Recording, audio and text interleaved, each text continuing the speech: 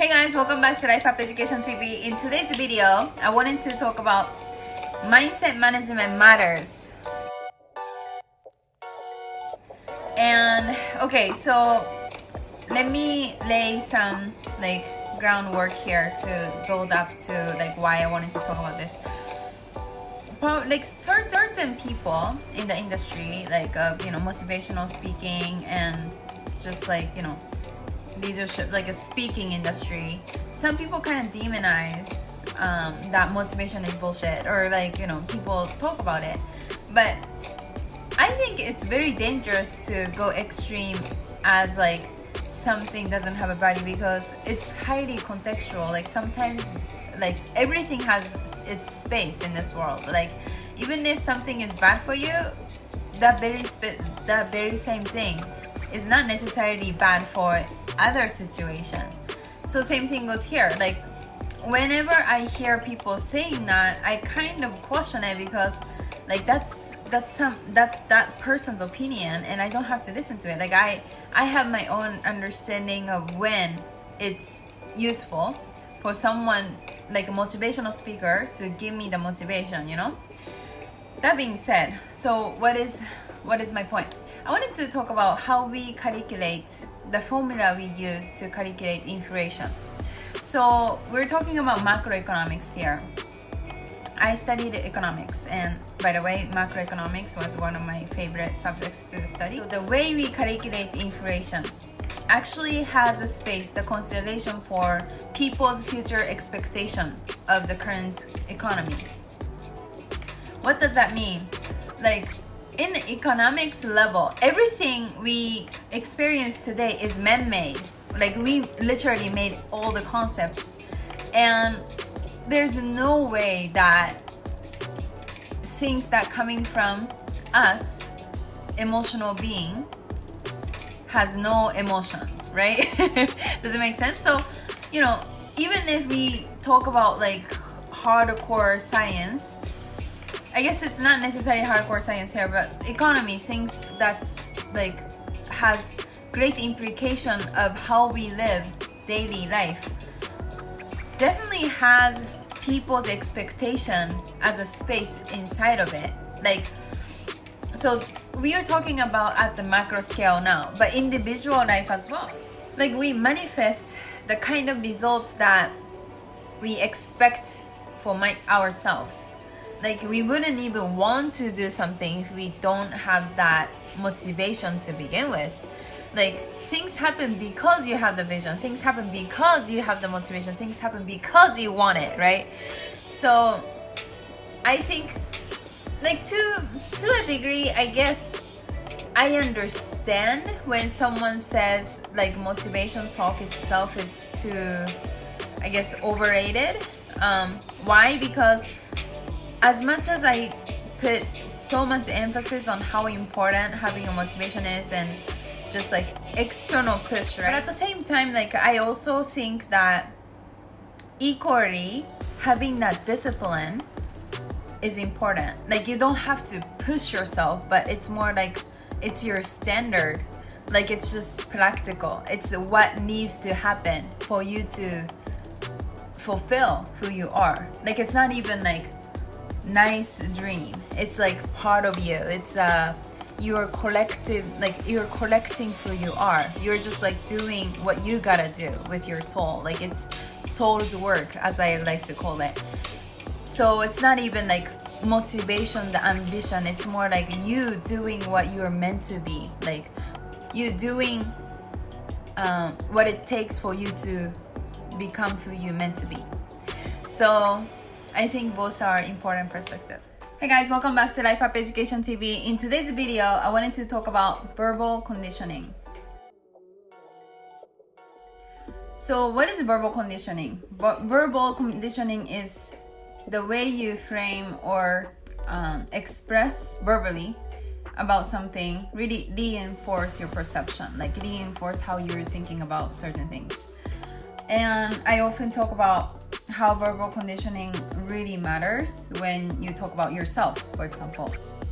And really the reason behind it is I truly believe that whatever you look for, like biologically and scientifically, I think even with how your brain works, whatever you look for, you find. And what does that mean? It means that it all kind of has to start from your like belief of like who you are, what you're looking for, what you want, and then your brain is like really turn on for this like lookout for whatever the information that's relevant to whatever you're looking for inside of your head. So that's how basically verbal conditioning works. And when we talk about that, if all you are thinking about is internally within your head, there might be a time that comes where you feel like, but you like it's only you who are thinking that. And like for example, if you say I'm smart, and then you're constantly looking for information that confirms you for your belief, to make yourself more confident about that fact. But in the end of the day, if you're not receiving, for example, like a Nobel Prize, or if you're not receiving like outside confirmation from like external factors, there could be a space for cynicism, and you'd be like, but like, you know, it's whatever, like it's a bullshit, like it's just something that I'm thinking about myself and I'm not getting any confirmation from people outside, right? And I think default should be that attitude anyways. Like even if you don't get that reward that you wish you could, like the default should always be like believing in what you want to believe in instead of like believing in what you are told to believe in. So I think it's still very important concept that you keep believing what you want to believe. But that being said, I wanted to talk about your ambition and your mental health. So your ambition. So I spoke about absolute success versus relative success. And as I described it earlier before in another video, absolute success basically lets you consider your position in relation to other data points. You want to compare yourself with in relation to others.